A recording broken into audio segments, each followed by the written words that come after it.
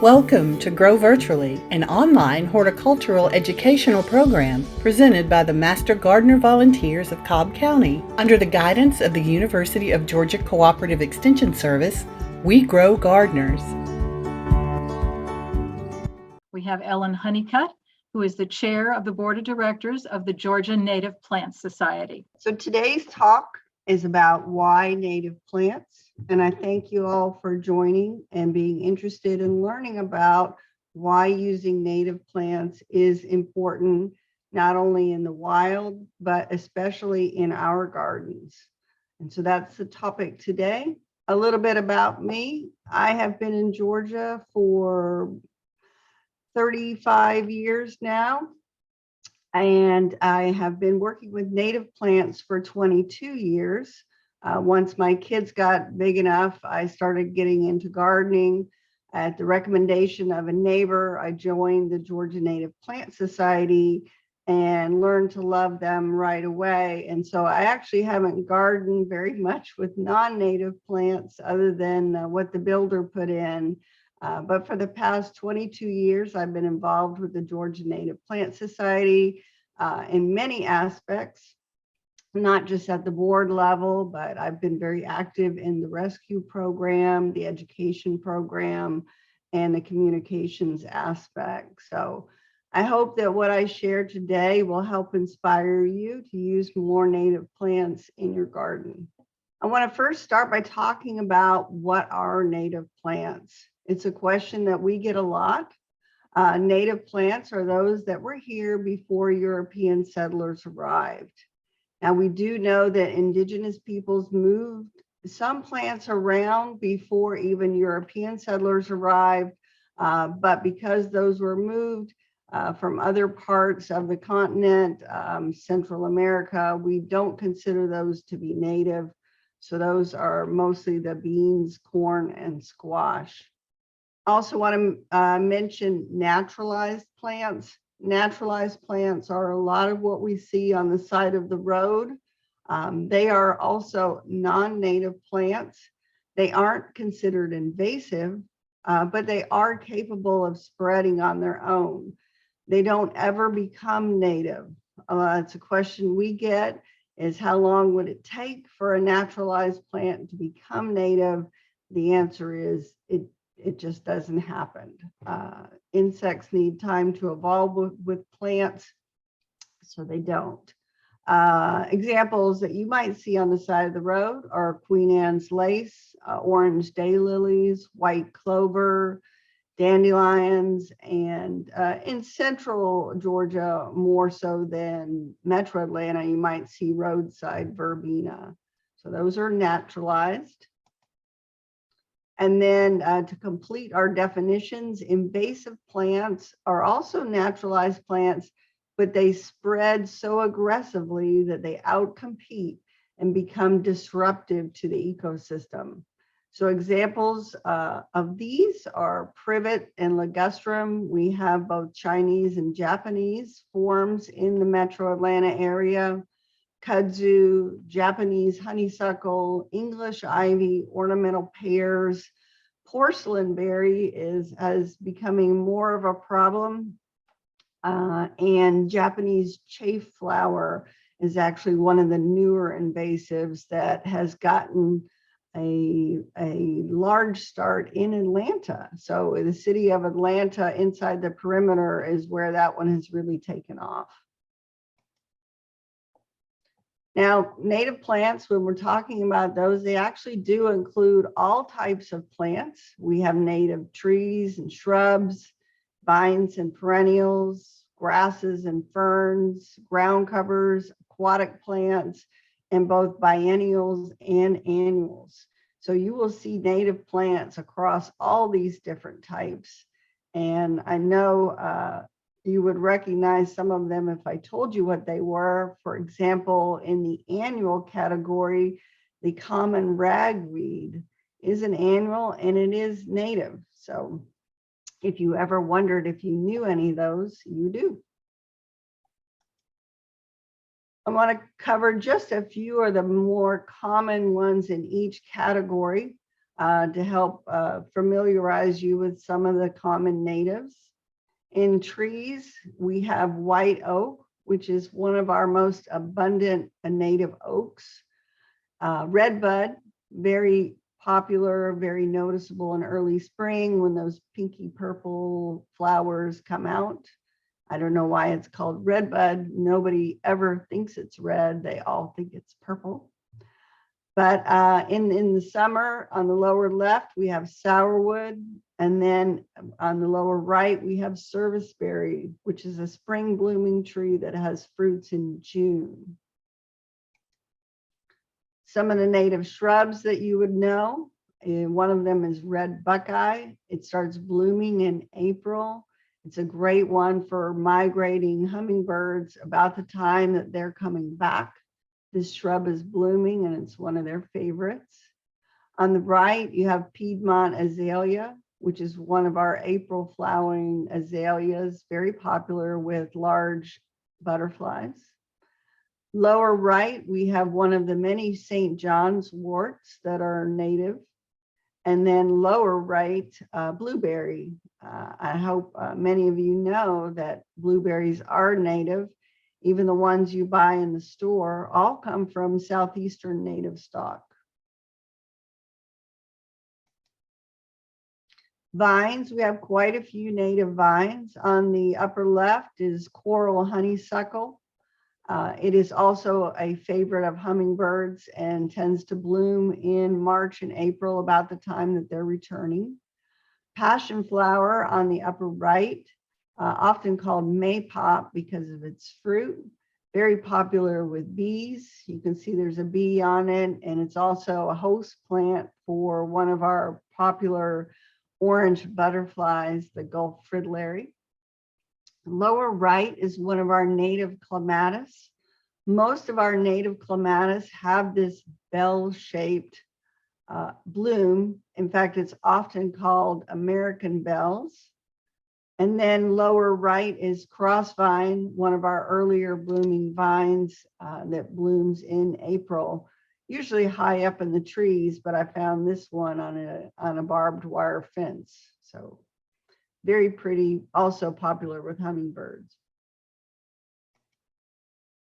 Some of the perennials that we have, butterfly milkweed, that orange flower, that's verbena behind it, but that is one of our native perennials.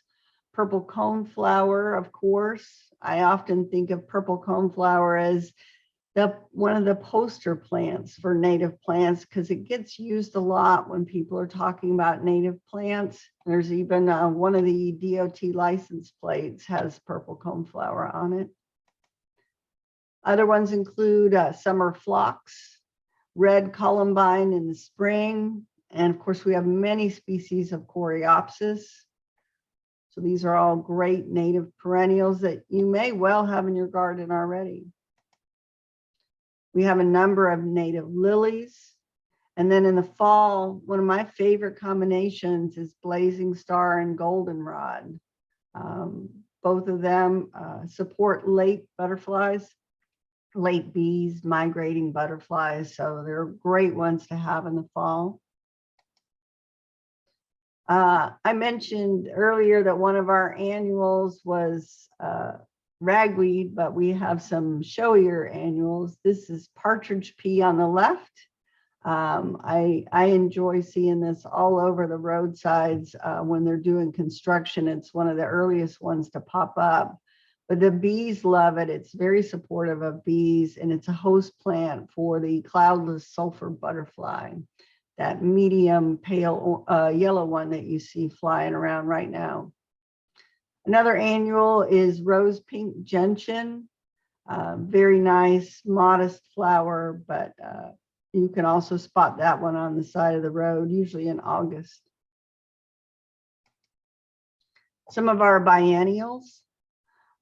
Thistle is one. A biennial, as you may know, usually puts foliage up the first year. It would make a rosette of leaves, and then it will bloom the second year and then die after that. But our thistles are great, very supportive of butterflies, also goldfinches. There is a non-native thistle that gets into pastures and fields in the spring, and that one tends to give thistles a bad name, but that one's not even native. The native thistles are, mine's just finishing blooming up right now. They tend to be late summer. And then evening primrose, which I know a lot of you see that one on the side of the road as well. So those are a couple of our native biennials. Wood oats and river oats are two of our grasses. We actually have quite a few native grasses.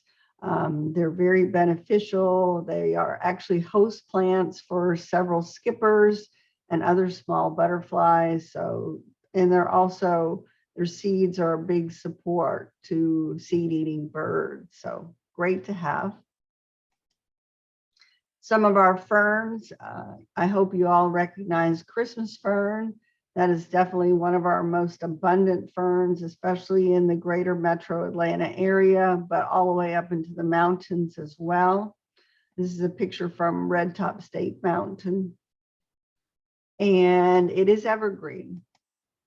Some of the a couple of the two ferns that are not evergreen include ebony spleenwort on the left, and then above on the right, northern maidenhair fern, which is, in my opinion, one of the most beautiful ones and very easy to grow. It grows naturally in the metro Atlanta area. Ground covers, I'm just featuring one. This is partridge berry. It is evergreen. It scrambles along the ground. It never goes up a tree, just stays on the ground. And it has small white flowers that turn into these bright red berries. They usually persist into the winter. If you go hiking in the mountains, a lot of times you'll see this one. We have aquatic plants. Pickerel weed is one of my favorites, and it's very popular. As you can see here, there is a bee and a butterfly on it. So very supportive of insects. And it has a role to play in freshwater streams and rivers. So where are we?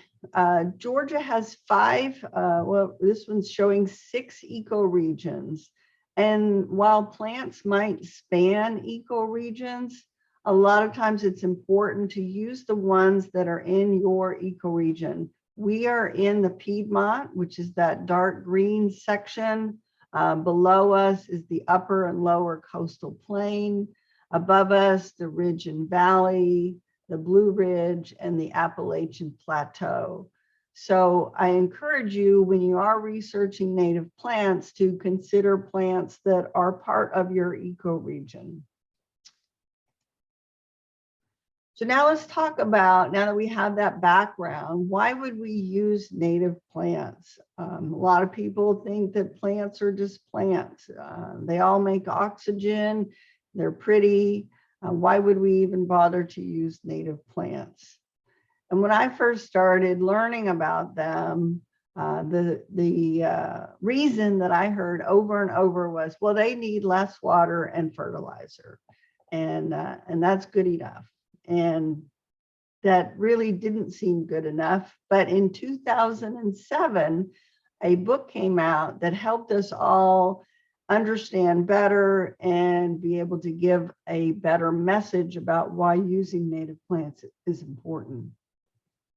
So in 2007, this book came out, and I hope that a lot of you have read it. This is Bringing Nature Home by Doug Tallamy. And it was subtitled How You Can Sustain Wildlife with Native Plants. And what this book did was it actually pulled together a lot of research that had already been done. Doug Tallamy is a professor of entomology at the University of Delaware, and he and his students went and gathered a bunch of information that was already out there about what plants native insects use. And what they found is that they really need native plants in order to reproduce and sustain themselves. Now, since then, he's written several other books. So if you haven't gotten around to reading Bringing Nature Home, I would recommend to you Nature's Best Hope. It does include a lot of the information that was in the earlier book, but it's got additional information. So I'd be happy for you to read both of them. But if you had to choose one, I would go ahead and pick this one to start with. And you'll notice now his subtitle is A New Approach to Conservation That Starts in Your Yard. So he's starting to link how important it is for residential landscapes to have native plants and use them in your yard so that we can start to stitch together a conservation approach that includes residential properties. So this is a quote from him. All plants are not created equal, particularly in their ability to support wildlife. So what they found by looking at the research was that these native insects, the ones that eat plants, are not able to eat alien plants. And that by replacing native plants with alien species in our yards, we are actually diminishing the populations of insects. So for example, instead of planting an oak, if we planted a crepe myrtle, the insects would not have nearly as much to eat and they wouldn't reproduce as much. So this is why we want to use native plants. They evolved with insects and birds in our area over thousands of years. Earlier, I talked about people say, well, how long does it take for a naturalized plant to become native? It takes thousands of years. Because that's how long it takes for an insect to learn to eat it. It would take multiple hundreds and hundreds of generations of those insects to gradually learn to eat that and transition their bodies to accepting that food source. Now, insects might use several plants, or they might use just one. And of course, we're going to see that some of our leaves will be eaten. So insect herbivores is a term that gets used a lot. You can just call them caterpillars if you want, but they eat native plants. And some of them can eat several different ones, but there are specialists that can eat only one. They've evolved to only eat those plants. And monarch butterfly is pretty much the most well-known example of that kind of specialist. The monarch butterfly actually flies through Georgia twice a year. They go north in the spring, south in the fall, and they lay eggs for the next generation both times. So we're kind of unique to be on both the north and the southward paths. They lay eggs on milkweed family plants and the caterpillars grow up on them exclusively. This is actually a plant that was on the side of the road. I saw the flash of orange, so I pulled over near my house to see what it was. And sure enough, it was milkweed. And this caterpillar was in the middle of eating right there. So the butterfly had found that milkweed on the side of the road and laid her eggs. And this guy was growing up to be a new one. This is our state butterfly, the eastern tiger swallowtail. It also needs a host plant, but it actually has a number of host plants that it has evolved to adapt to use. One of them is the tulip tree, which I'm showing there on the right. Another one is ash. Then we have black cherry and sweet bay magnolia. So when that adult butterfly is looking for places to lay her eggs, she can choose one of those 4 trees. Some plants can support many different insects. So in this case, I've taken those 4 plants. Tulip tree can host 21 different species of butterflies and moths, so they can lay their eggs on it. Ash supports 149. Black cherry is 456, and sweet bay magnolia is 21.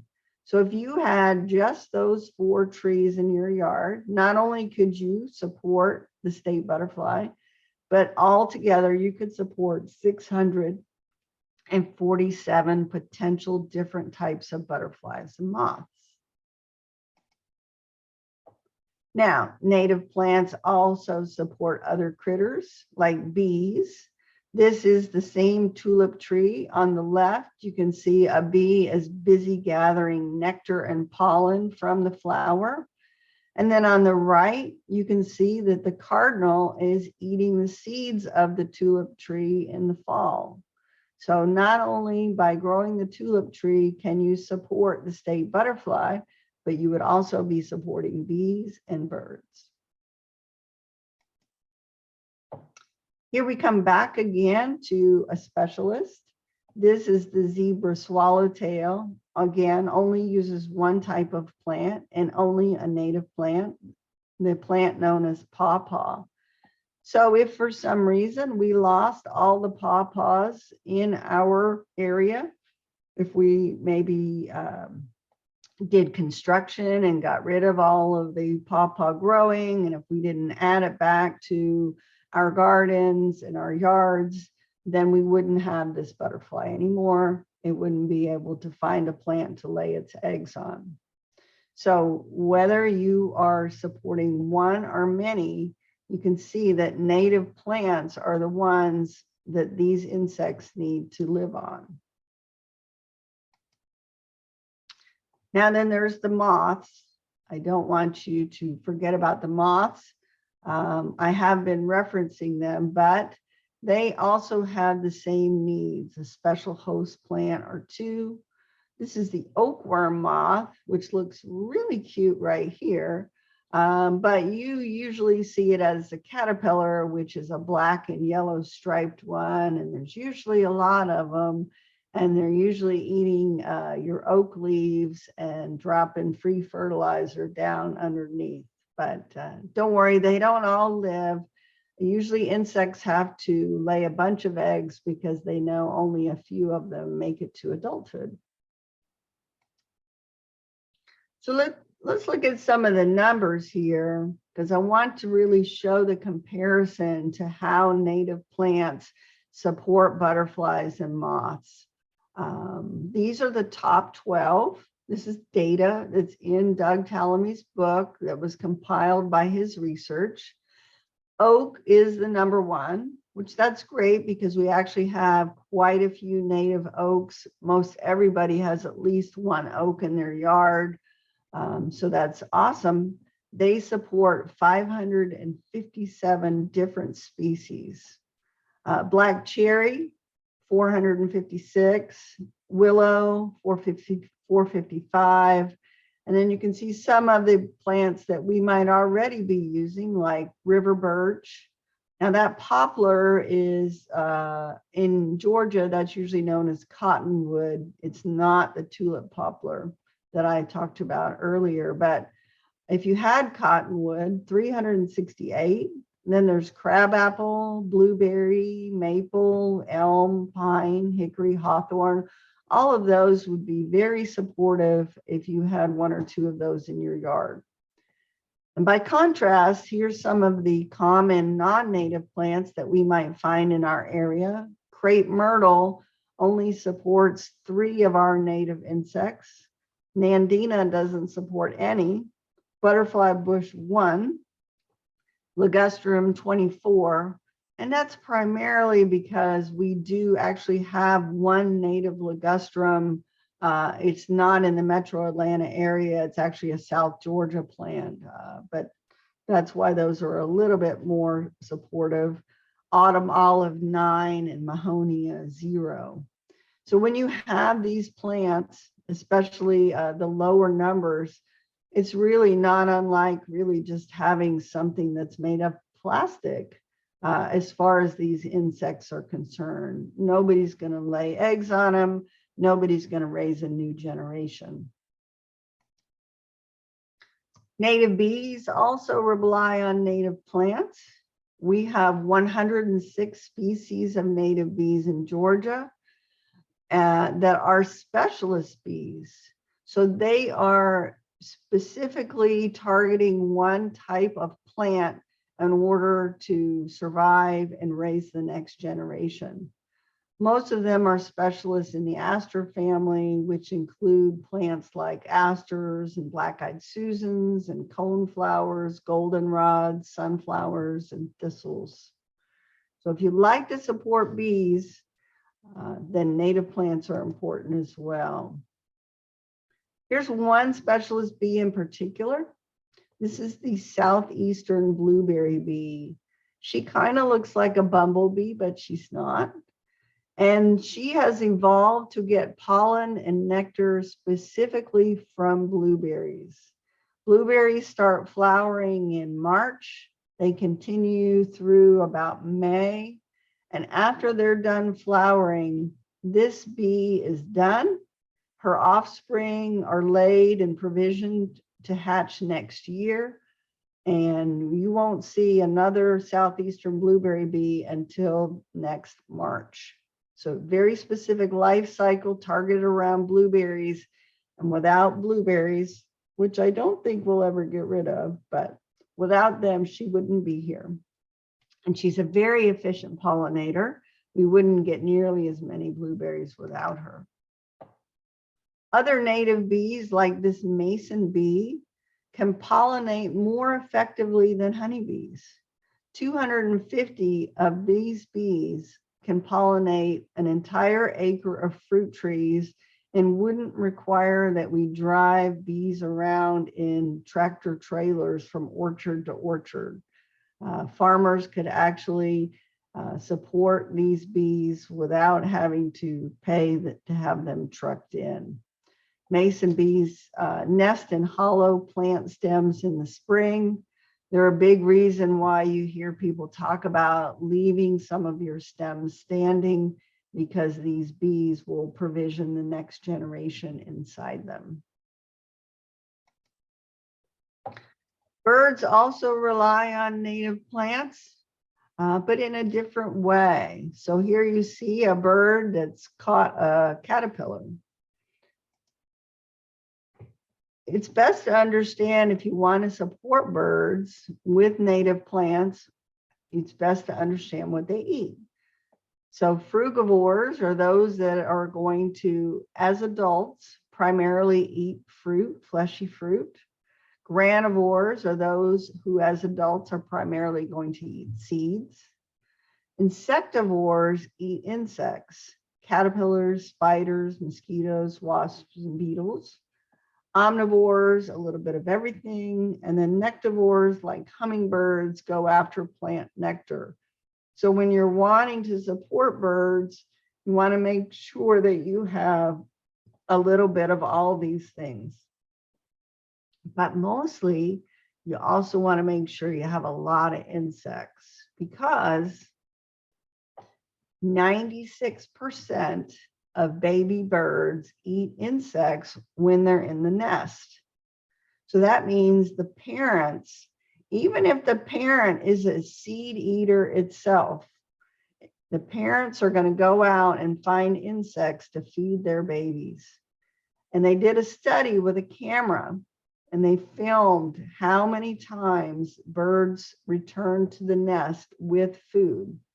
And they found that a single pair of breeding chickadees must catch at least 7,500 caterpillars to just rear 3 to 4 chicks.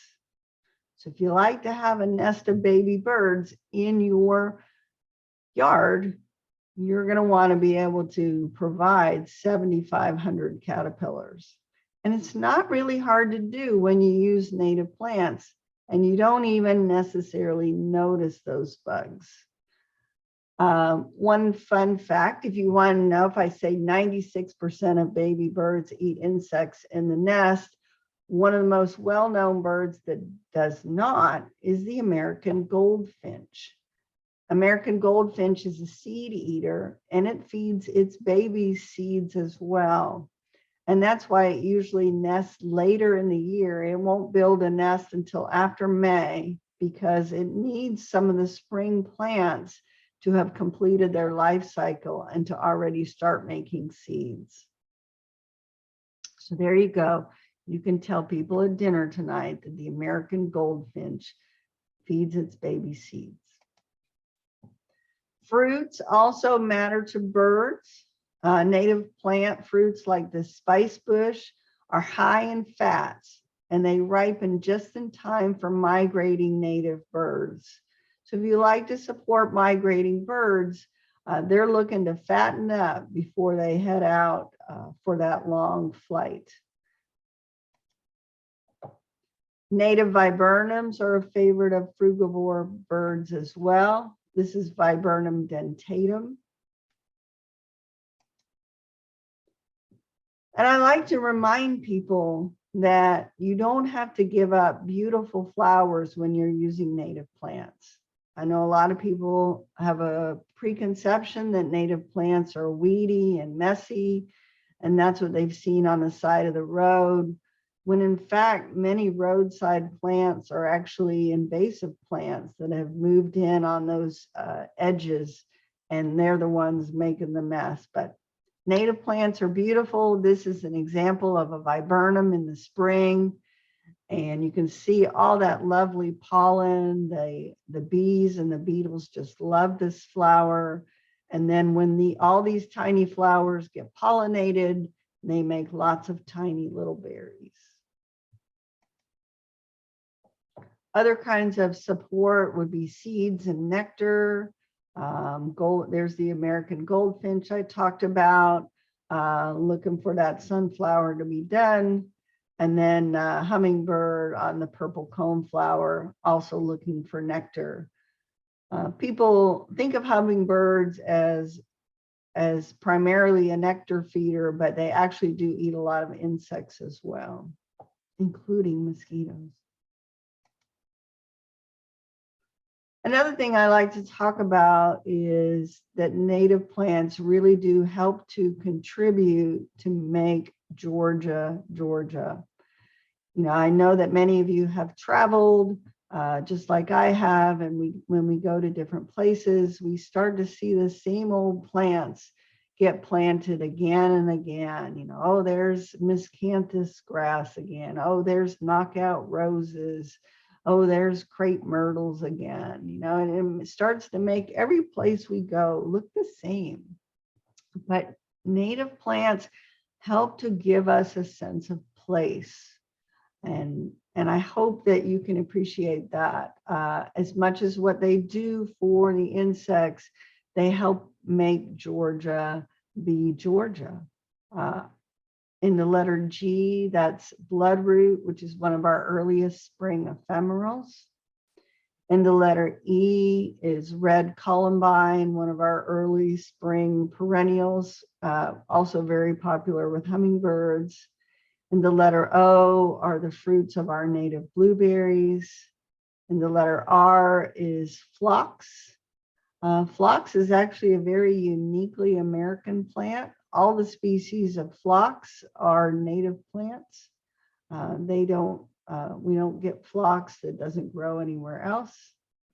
And then in the letter G, that's our Georgia aster and our Stone Mountain daisy. In the letter I, it's a little dull, but that is one of our maples, like sugar maple.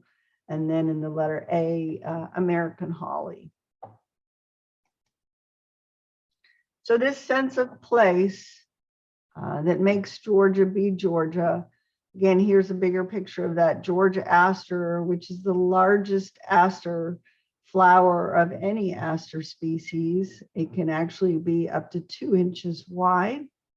And there you have Stone Mountain daisy, which is one of our annual members of the sunflower family. I know a lot of people think it's a daisy, but it really is related to sunflowers. And if you, I know many of you are familiar with daisy days when it's blooming on Stone Mountain and Panola Mountain and Arabia.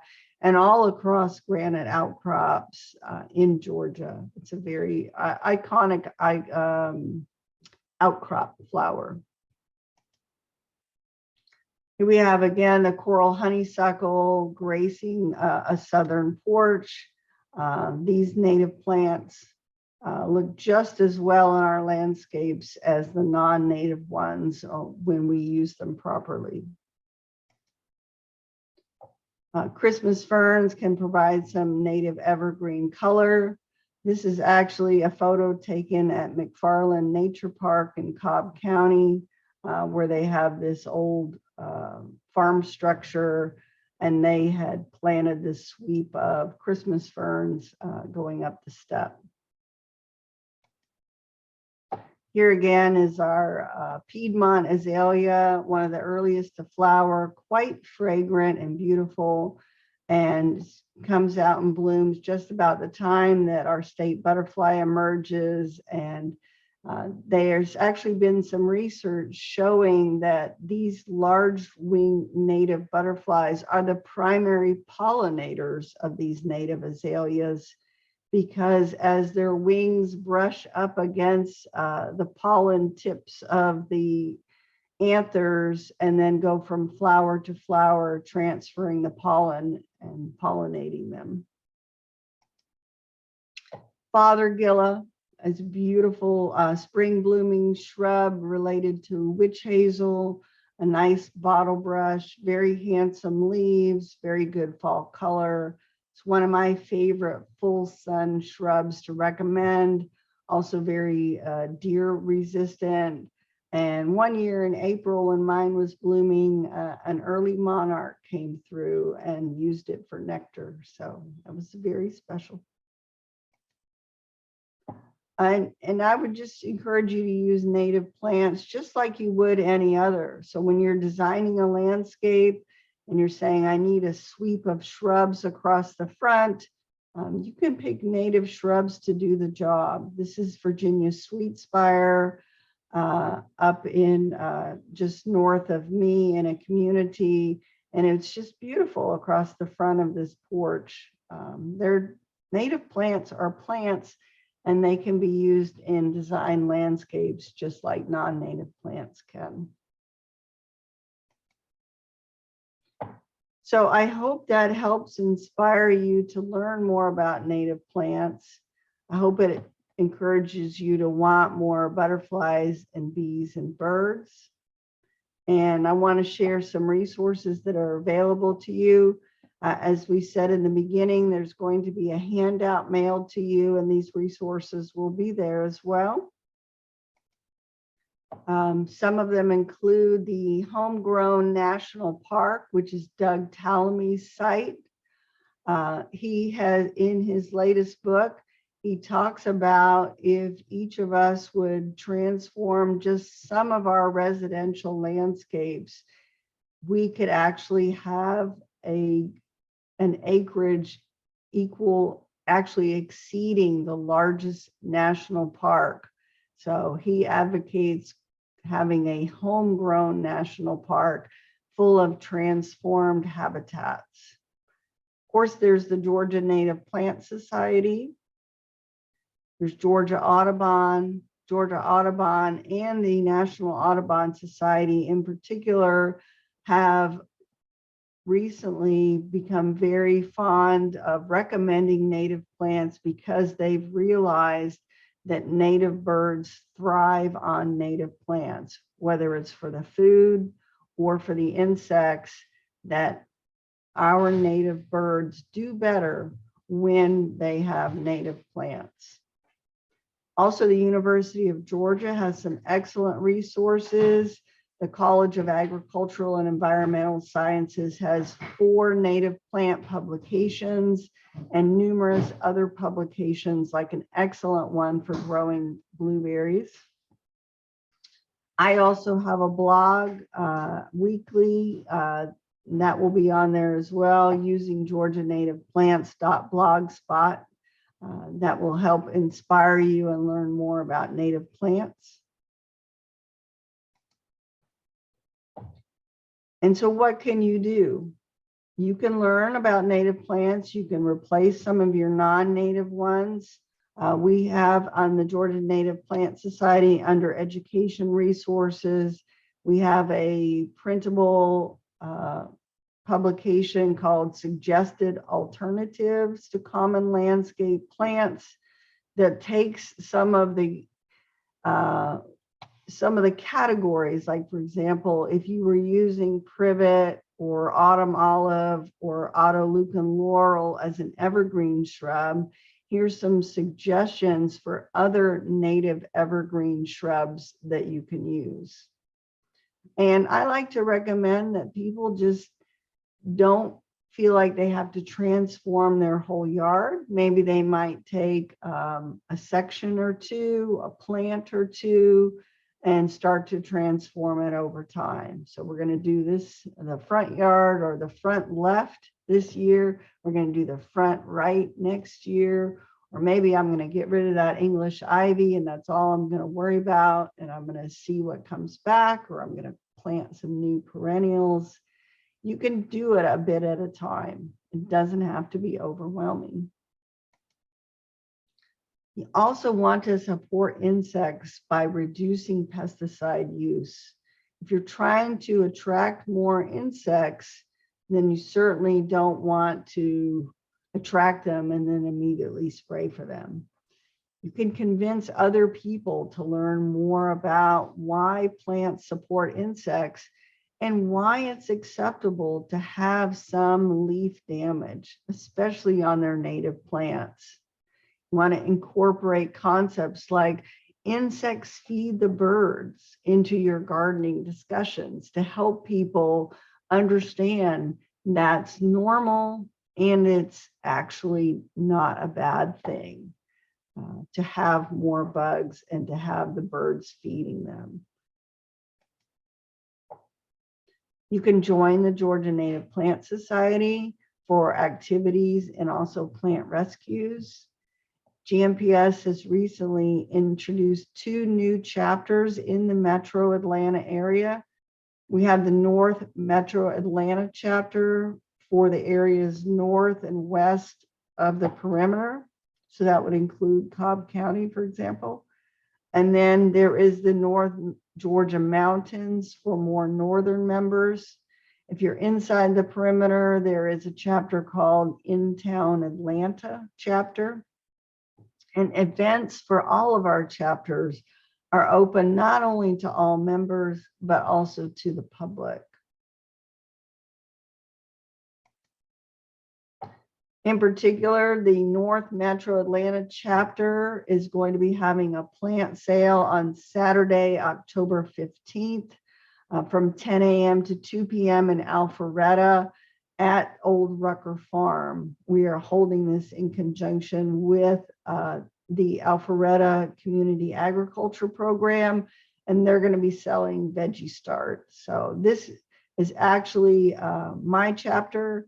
I know it's a chapter for a lot of the Cobb County Master Gardeners, and several of us will be there. So I hope that you can join us there, buy some native plants, and get a start on transforming some of your yard over to more natives. We hope that you will find our information informative and helpful. Thanks for watching, and please remember to subscribe to our YouTube channel.